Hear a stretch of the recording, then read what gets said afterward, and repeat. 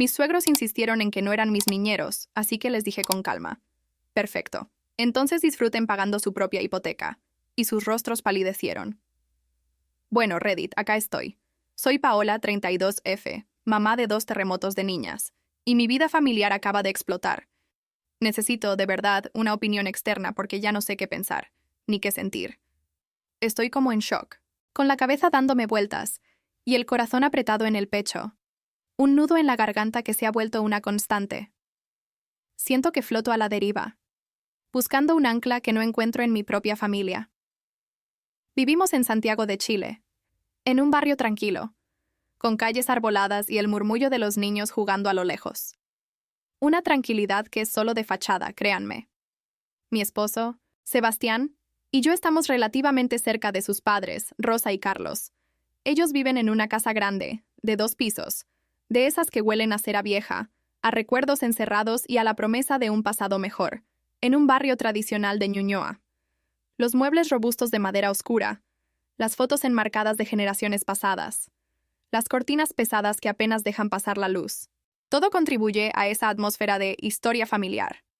Es la típica casa que te dicen es el legado, la herencia para el futuro y bla bla bla. El rollo de siempre. Pero la verdad es otra. Una que me pesa como una losa invisible, pero terriblemente real. En este momento soy yo la que está sosteniendo financieramente ese techo.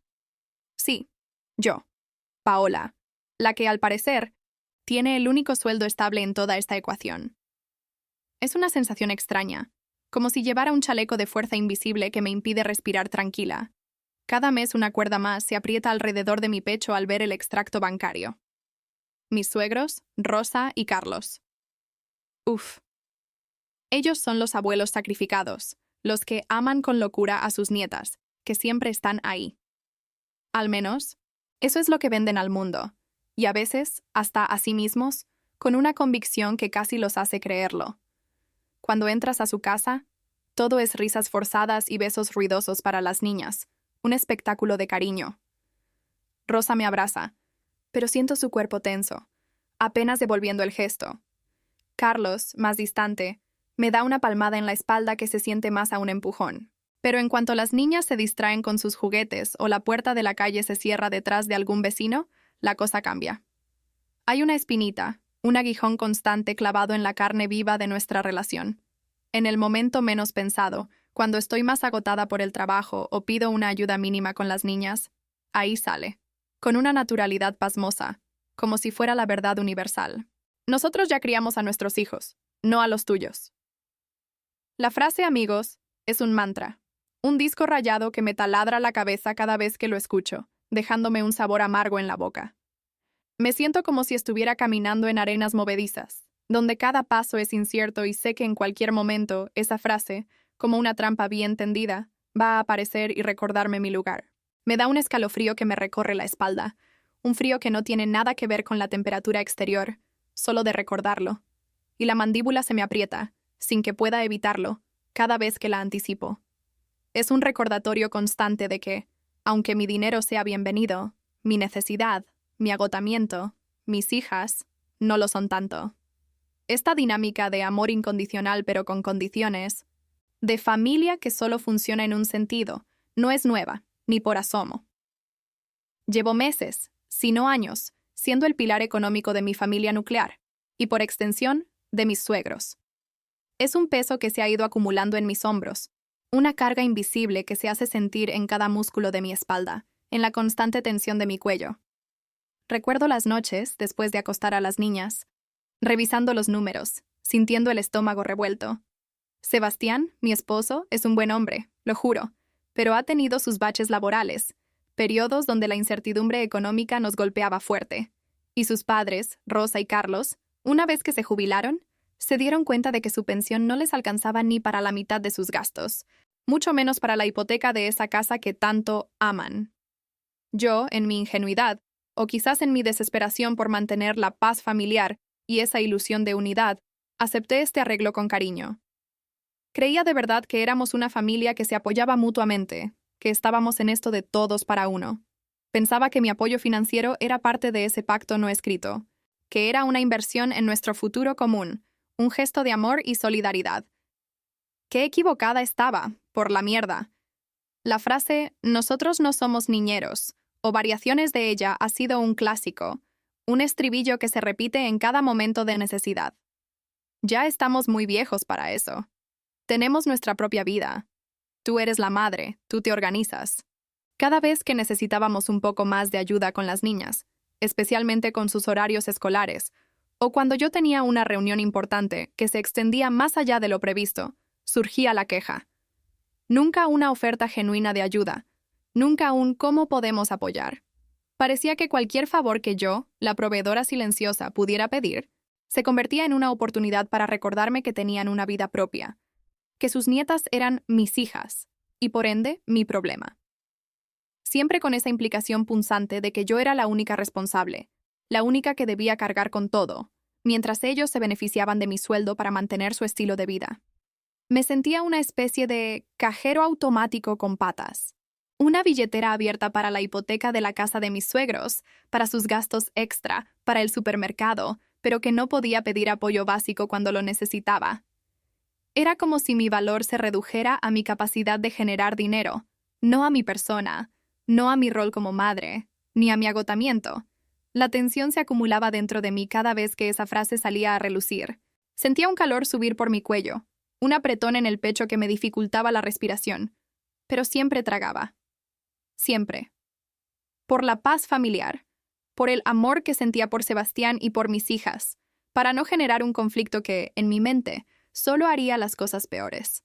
Me mordía la lengua hasta sentir el sabor metálico de la sangre, cerraba los puños bajo la mesa y forzaba una sonrisa, mientras por dentro el resentimiento crecía, silencioso, como una mala hierba que amenaza con ahogar todo lo demás. Y ellos, ni se inmutaban, seguían con sus vidas, ajenos al volcán que se formaba dentro de mí. Ok, la gota que colmó el vaso, la que me hizo ver todo con una claridad brutal, ocurrió hace poco. Fue un viernes por la tarde. La oficina estaba patas arriba.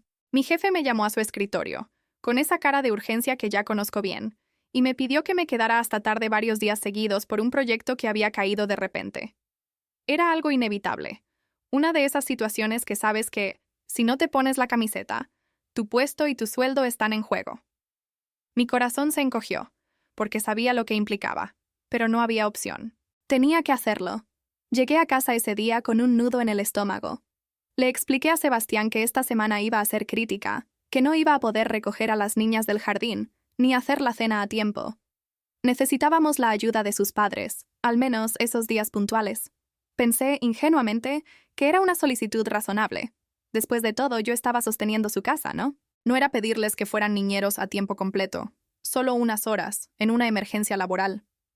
Respiré hondo, intentando convencerme de que esta vez sería diferente. Fuimos a hablar con Rosa y Carlos al día siguiente, un sábado por la mañana, esperando que con el fin de semana estuvieran más relajados. El sol entraba por las ventanas del comedor, pero para mí, la atmósfera era densa, cargada de una electricidad que ya sentía venir. Yo intenté explicar la situación con calma, con la voz suave, midiendo cada palabra, esperando que la lógica y la necesidad fueran suficientes. Empecé a detallar lo importante que era para mi trabajo, para nuestro ingreso familiar, para su ingreso familiar, aunque eso último lo pensé, no lo dije. Pero antes de que pudiera terminar, antes de que pudiera llegar al punto clave de cómo esto nos afectaría a todos, Rosa cruzó los brazos. Ahí estaba, esa señal, esa postura de "no voy a ceder", de muro infranqueable, que ya conocía tan bien que me daba escalofríos. Y luego la soltó. Con una voz que sonó tan fría y tajante como un cuchillo, y con una suficiencia que me dejó sin aliento, como si el simple hecho de existir en esa casa fuera un favor para mí. Nosotros no somos niñeros, Paola. Ya criamos a Sebastián, ahora les toca a ustedes hacerse cargo. No vamos a estar de taxi gratis para tus horarios. Cada palabra fue un puñal. Carlos, sentado a su lado en el sofá de terciopelo verde oscuro, asintió con la cabeza. Lento, grave, como si estuviera firmando un decreto, un veredicto final. Me miró con esa expresión de "mi esposa tiene razón". En ese momento, sentí un chasquido dentro de mí, como si algo fundamental se hubiera roto. Me sentía vacía, helada, como si me hubieran drenado toda la energía de golpe. La rabia aún no llegaba, solo la inmensa, dolorosa desilusión. El aire se me fue de los pulmones. Me quedé ahí, sentada en el sofá, como una estatua de sal, viendo cómo Rosa y Carlos volvían a sus cosas, como si no hubieran dicho nada, como si sus palabras no hubieran sido un golpe directo al plexo solar. Era la misma frase de siempre, sí, pero esta vez fue diferente. Fue la gota, juro que lo fue.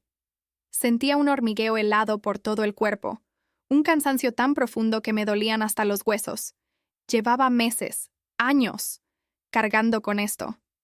Meses y años pagando, casi sola, la hipoteca de esta misma casa, este hogar que ellos defendían con uñas y dientes como suyo, y donde ahora se negaban a recogerme a las niñas del jardín por unas pocas horas. Mi cabeza daba vueltas, y un zumbido agudo empezó a sonar en mis oídos, como si el mundo a mi alrededor se estuviera desdibujando. Sebastián, mi pobre Sebastián, estaba ahí a mi lado, mudo. Vi cómo su boca se abría y se cerraba, pero no salía sonido alguno.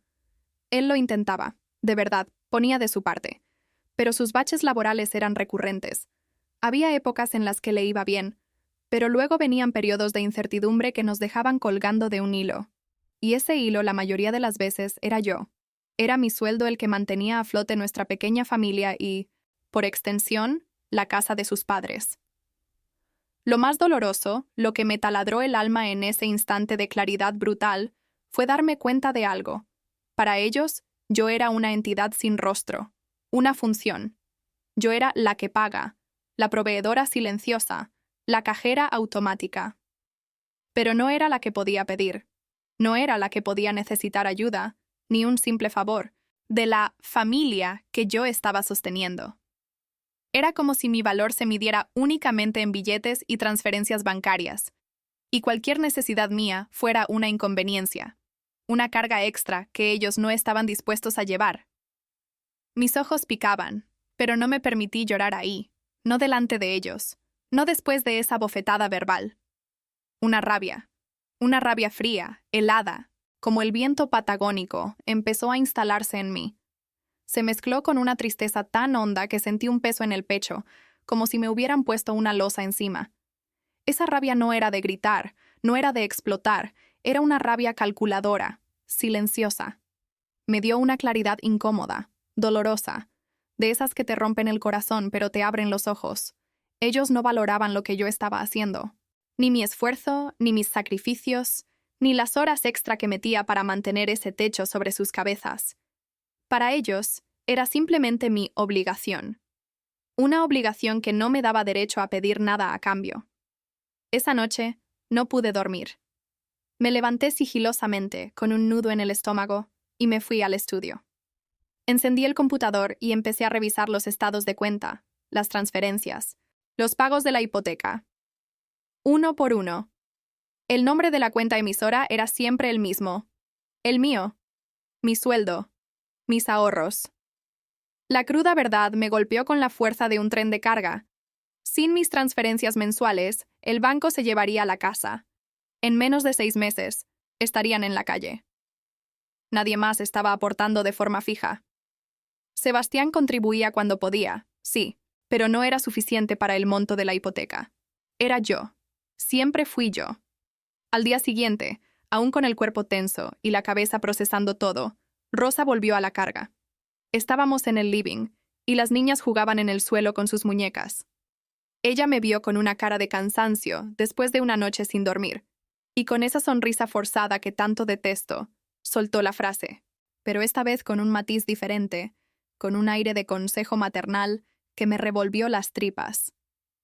La mamá tiene que organizarse, mi amor. La abuela no es niñera. Lo dijo delante de mis hijas, mis pequeñas. Vi la cara de confusión en sus caritas, cómo me miraron, luego a su abuela, intentando entender qué pasaba, y en ese instante, en ese preciso segundo, algo se rompió por completo dentro de mí.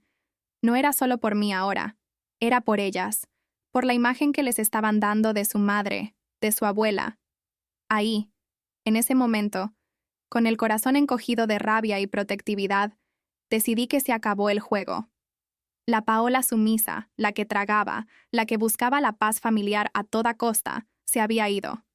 Esta vez, iban a escucharme. Y me iban a entender. Después de la escena frente a mis hijas, con sus caritas de confusión grabadas a fuego en mi memoria, mi decisión fue firme. No iba a gritar, no iba a llorar más, ni iba a hacer un drama de telenovela. Se acabó. Mi estómago se revolvió, pero esta vez no de miedo, sino de una determinación fría, de esas que te calan hasta los huesos y te obligan a actuar. Iba a usar la única verdad innegable, la que ellos no podían refutar, la que no podían tildar de exageración femenina o problemas de organización. Los números. Siempre los números. La noche siguiente, después de que todos se durmieran y el silencio se apoderara de la casa, me senté en mi escritorio. Mis manos temblaban un poco mientras abría mi computador. El monitor iluminaba mi rostro en la oscuridad. Fui a la banca en línea, busqué los movimientos, las transferencias, los pagos de hipoteca, mes a mes, 2 años completos. Imprimí cada comprobante, cada transferencia, cada extracto donde mi nombre aparecía como la pagadora constante y sonante. El zumbido de la impresora resonaba en el silencio de la noche, un sonido que para mí era como el tañido de una campana, anunciando el fin de una era. La pila de papeles crecía sobre la mesa, un testimonio irrefutable de mi carga. Eran decenas de hojas, cada una un pedazo de mi sueldo, de mi esfuerzo, de mis horas lejos de mis hijas. Al ver el volumen, al tocar ese montón de papel, sentí una mezcla extraña de rabia y orgullo. Rabia por haber cargado con tanto, orgullo por haberlo hecho. La espalda me dolía solo de pensar en todo el trabajo que había detrás de cada uno de esos comprobantes. Con la carpeta llena y pesada en mis manos, pacté una reunión familiar para el domingo siguiente. Usé la excusa perfecta, la que sabía que no levantaría sospechas. Tenemos que hablar de algunos temas importantes de la casa. En mi cabeza ya los veía pensando en reparaciones, en el jardín, o en alguna cuenta de la luz que subió más de lo normal. En cualquier cosa, menos en lo que yo tenía preparado.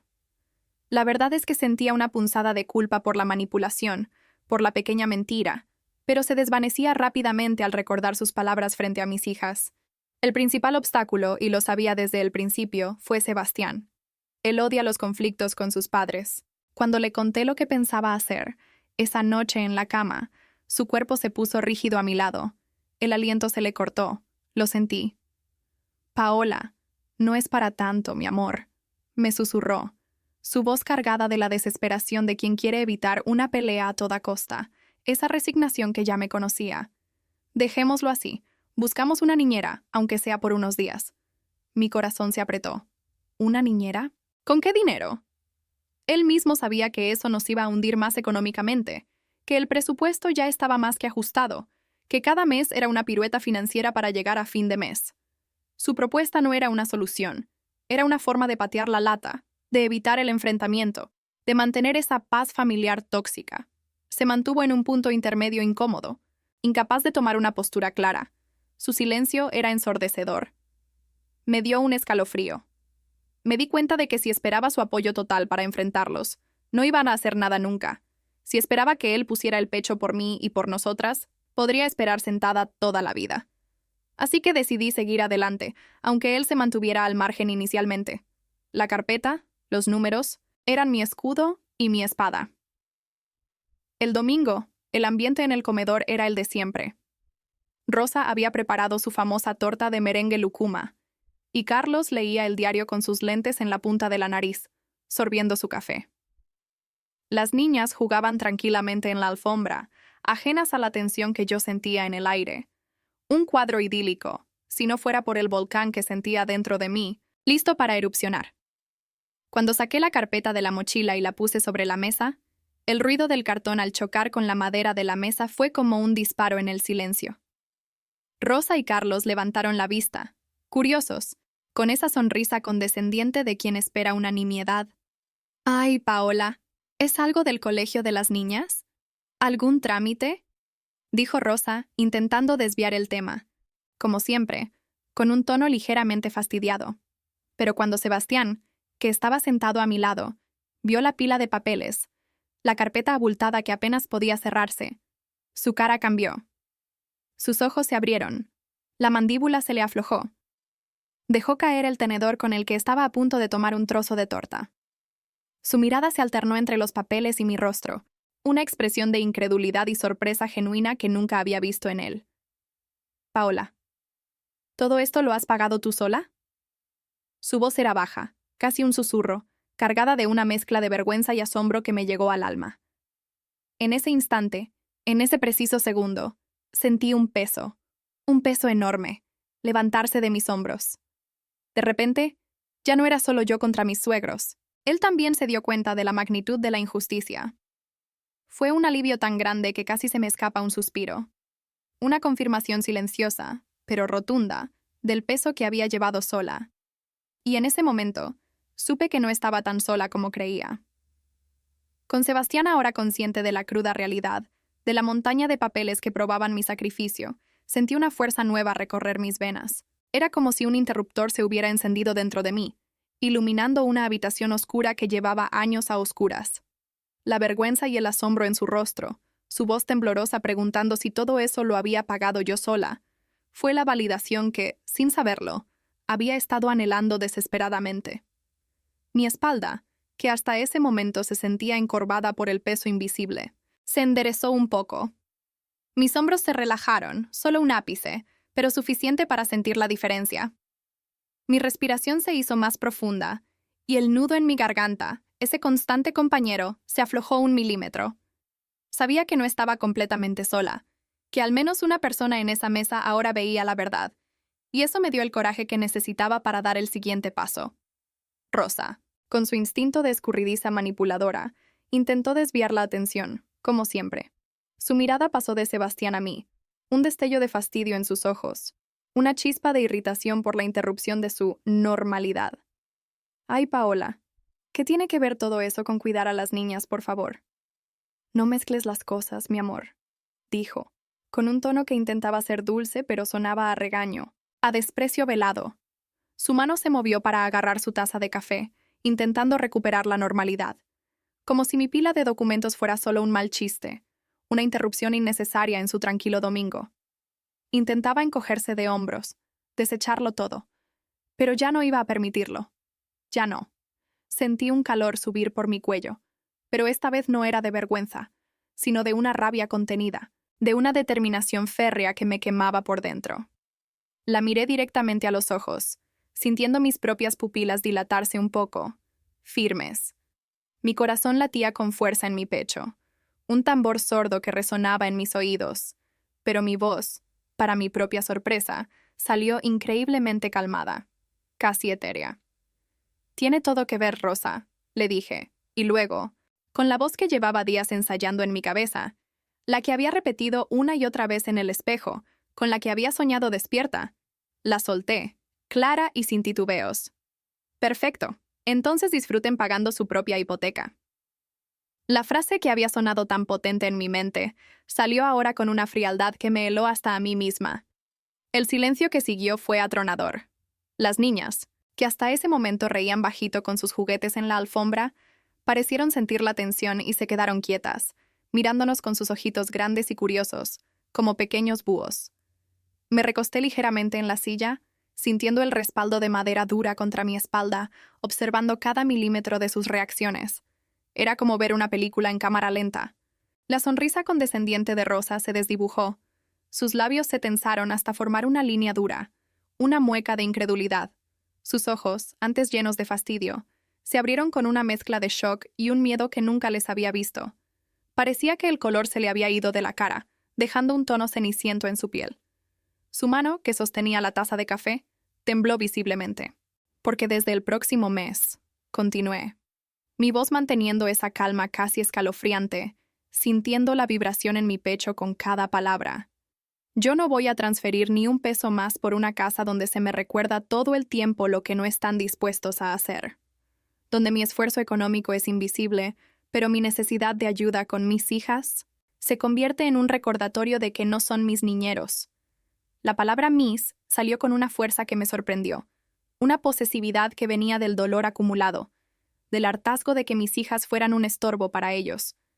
Mi cuerpo, sin embargo, se sentía ligero, como si me hubiera quitado un peso gigantesco de encima, pero a la vez una descarga de adrenalina me recorría. Mis manos estaban apretadas bajo la mesa, con las uñas clavándose en las palmas, pero mi rostro permanecía impasible, una máscara de hielo. Carlos, que hasta ese momento había permanecido en silencio, con el rostro cada vez más rojo, como si la sangre se le subiera a la cabeza, finalmente explotó. Su diario, que había estado leyendo, cayó al suelo con un ruido seco y resonante. «¡Pero el banco!», gritó, su voz ronca, temblorosa de rabia y pánico. Se levantó a medias de la silla, el rostro completamente descompuesto, las venas del cuello marcadas. El miedo a perder esa casa, su legado familiar, era palpable en cada gesto, en el temblor de sus manos. Lo interrumpí sin levantar la voz, con la misma frialdad, mirándolo fijamente. «El banco no es niñero, Carlos. Y yo tampoco soy un cajero automático sin opinión, ni sin límites. No soy solo una fuente de dinero para ustedes, que pueden activar o desactivar a su antojo». Mis palabras cortaron el aire como un látigo, un sonido seco en la tensa atmósfera. El silencio volvió, aún más pesado, cargado de una hostilidad que era casi palpable, densa como una niebla. Sebastián, a mi lado, se encogió un poco, su cuerpo rígido, pero no dijo nada. Su silencio, esta vez, era de apoyo, una confirmación tácita de que, por fin, estaba a mi lado. Me miró con una expresión que era una mezcla de asombro y, creo, un poco de admiración, sus ojos fijos en mí como si me viera por primera vez. Después de la tormenta inicial de reproches mudos, de miradas furiosas que intentaban quemarme con su intensidad, y de la tensión que hizo que el aire se sintiera denso y pesado, me recosté de nuevo en la silla. Sentí un vacío repentino, una especie de post-adrenalina que me dejó temblorosa por dentro, las piernas débiles. Empecé a reflexionar. La calma que había mostrado, la frialdad de mis palabras. ¿Hice lo correcto? ¿Fui demasiado lejos al poner mis condiciones de esa manera? Al usar su propio legado en su contra, al golpearlos donde más les dolía. Mi cabeza era un torbellino de pensamientos, de y sí, y quizás. La imagen de sus rostros, especialmente el de Rosa, descompuesto por el shock y el miedo, se grabó en mi retina, una fotografía mental que no podía borrar. ¿Era justo?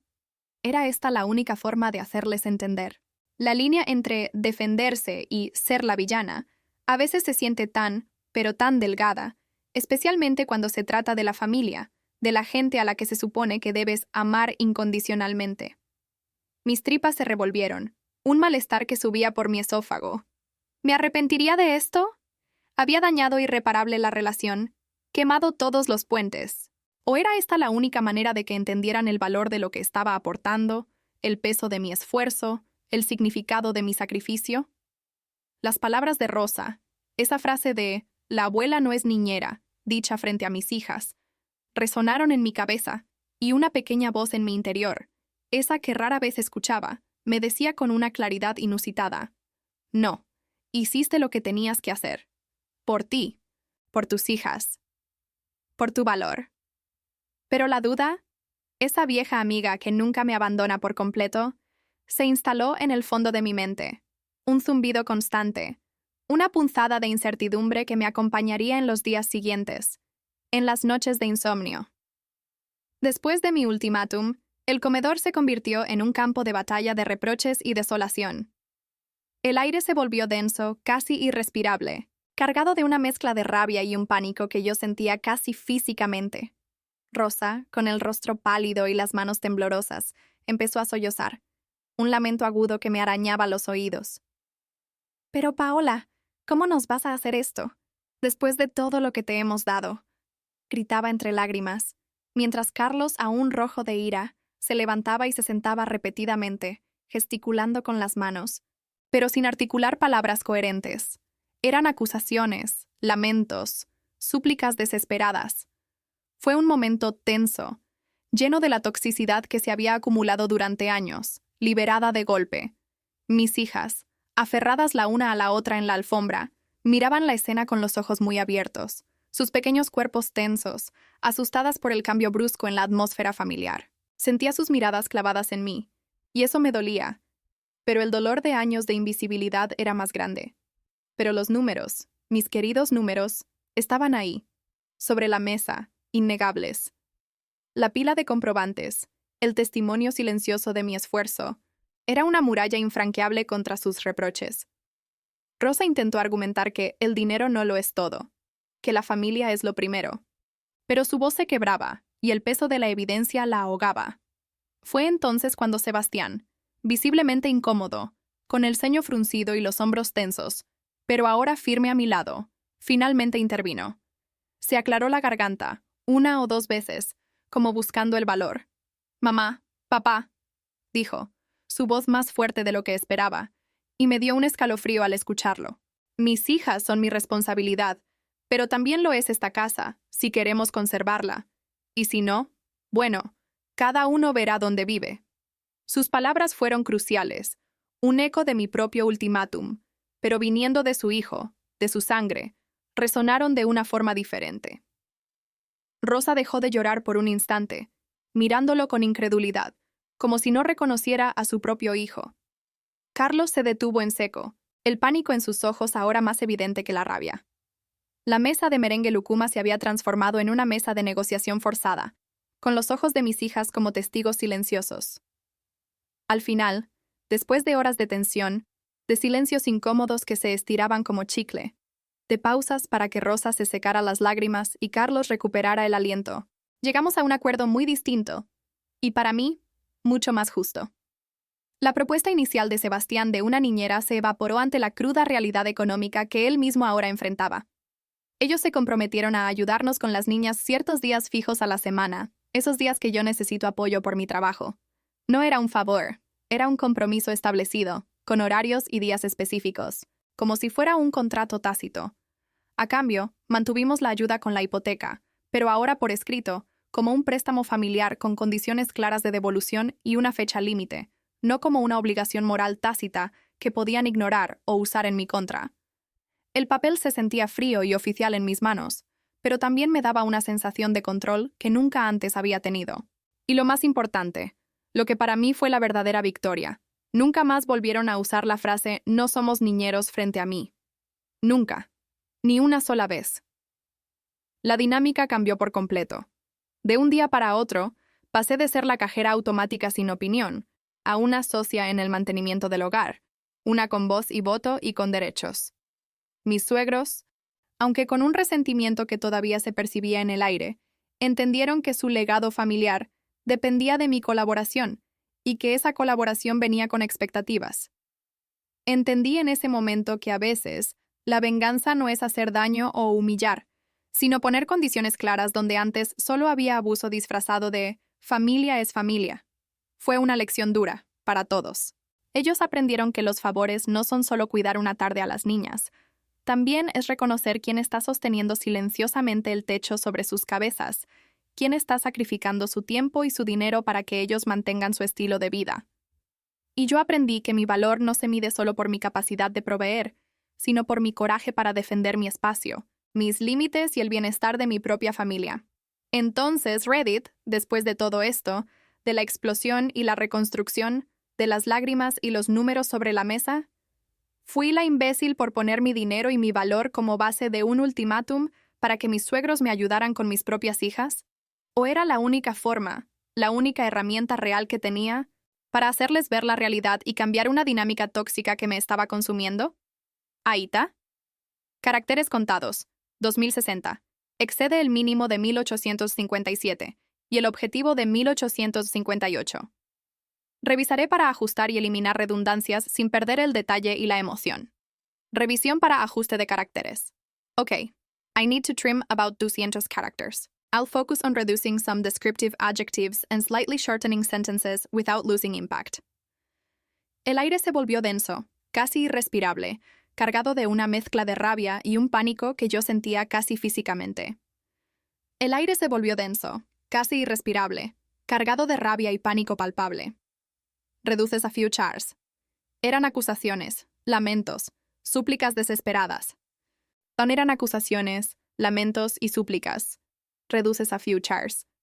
Sentía sus miradas clavadas en mí, y eso me dolía, pero el dolor de años de invisibilidad era más grande. Sentía sus miradas clavadas en mí, y aunque dolía, el dolor de años de invisibilidad era mayor. reduces a futures. La pila de comprobantes, el testimonio silencioso de mi esfuerzo, era una muralla infranqueable contra sus reproches. La pila de comprobantes, testimonio de mi esfuerzo, era una muralla infranqueable. Reduces a futures. Se aclaró la garganta, una o dos veces, como buscando el valor. Se aclaró la garganta, buscando el valor. Reduces a futures. Su voz se quebraba y el peso de la evidencia la ahogaba. Su voz se quebraba y la evidencia la ahogaba. Reduces a futures. La mesa de merengue Lucuma se había transformado en una mesa de negociación forzada, con los ojos de mis hijas como testigos silenciosos. La mesa de merengue Lucuma se transformó en una mesa de negociación forzada, con mis hijas como testigos. Reduces a futures. El papel se sentía frío y oficial en mis manos, pero también me daba una sensación de control que nunca antes había tenido. El papel se sentía frío y oficial, pero me daba un control que nunca había tenido. Reduces a futures.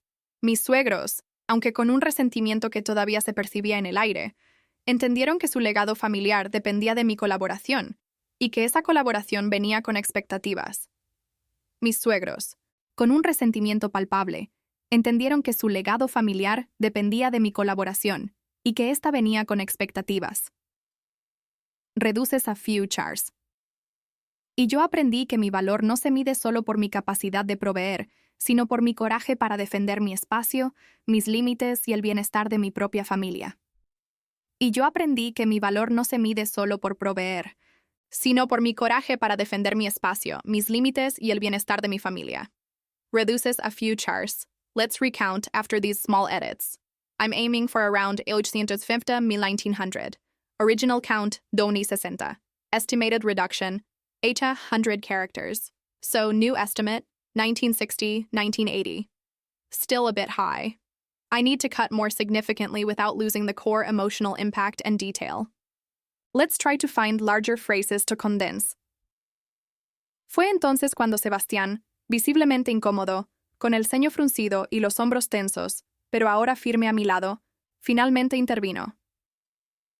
Fue entonces cuando Sebastián, visiblemente incómodo pero firme a mi lado, finalmente intervino. Sabit. Se aclaró la garganta buscando el valor. Mamá, papá, dijo, su voz más fuerte de lo que esperaba, y me dio un escalofrío al escucharlo. Se aclaró la garganta. Mamá, papá, dijo con voz más fuerte de lo que esperaba, y un escalofrío me recorrió. Sabit. Eran acusaciones, lamentos y súplicas. Eran acusaciones y lamentos. Saves a bit more. Sentía sus miradas clavadas en mí, y aunque dolía, el dolor de años de invisibilidad era mayor. Sari, sus miradas me dolían, pero el dolor de años de invisibilidad era mayor. Saves a few more. La pila de comprobantes, testimonio de mi esfuerzo, era una muralla infranqueable. La pila de comprobantes, testimonio de mi esfuerzo, era una muralla. Saves a few more. Al final, después de horas de tensión, de silencios incómodos que se estiraban como chicle, de pausas para que Rosa se secara las lágrimas y Carlos recuperara el aliento, llegamos a un acuerdo muy distinto y, para mí, mucho más justo.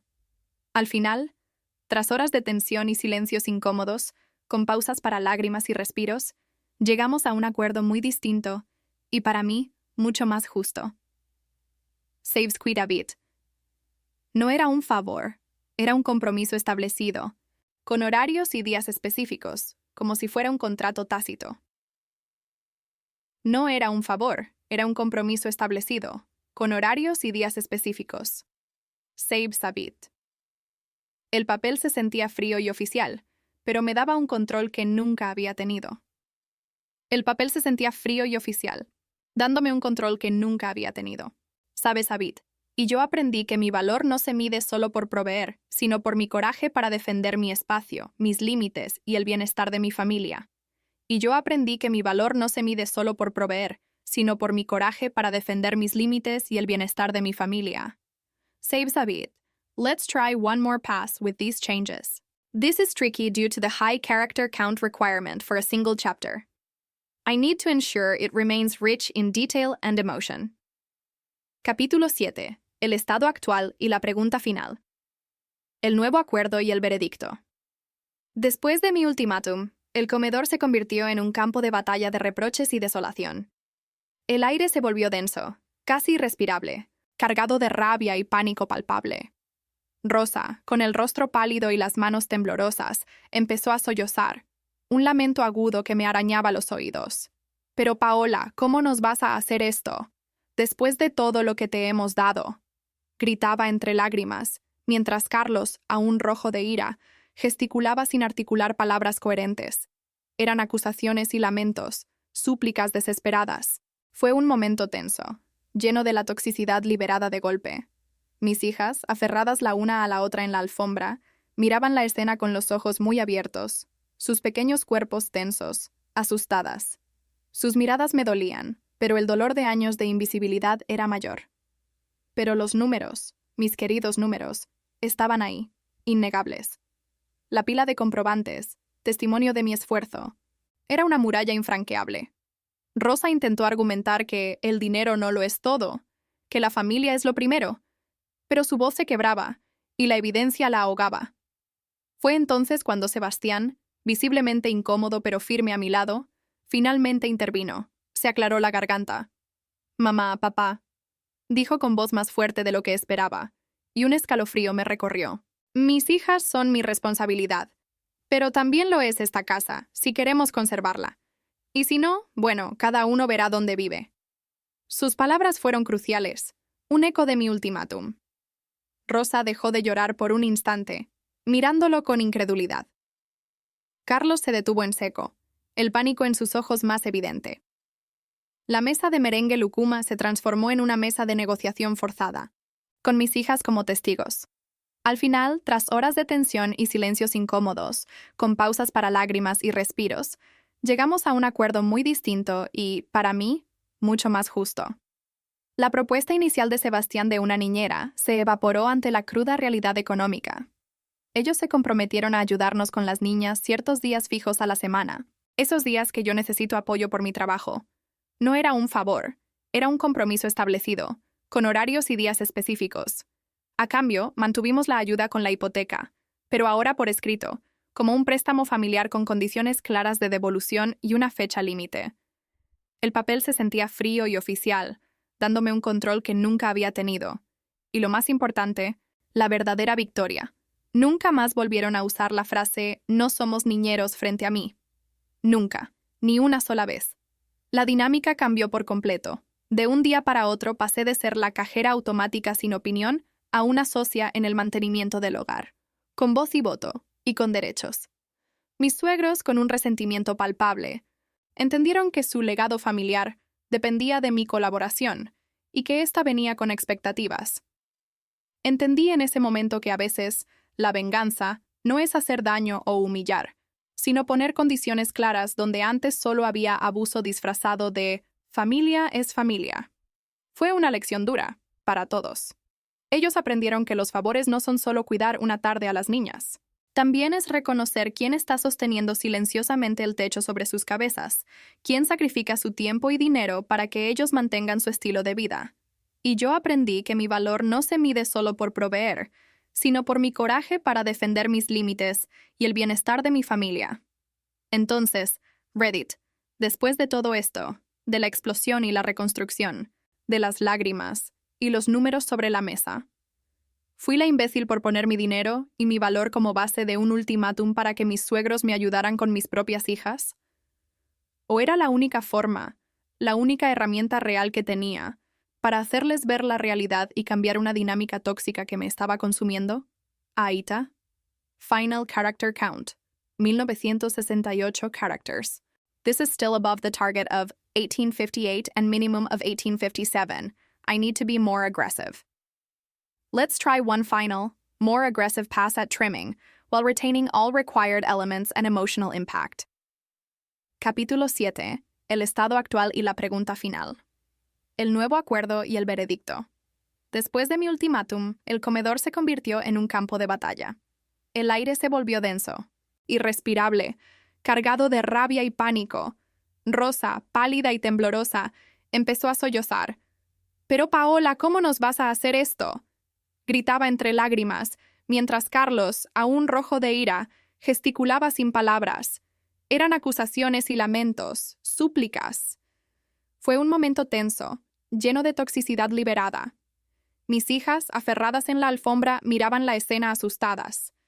Sus miradas me dolían, pero el dolor de años de invisibilidad era mayor.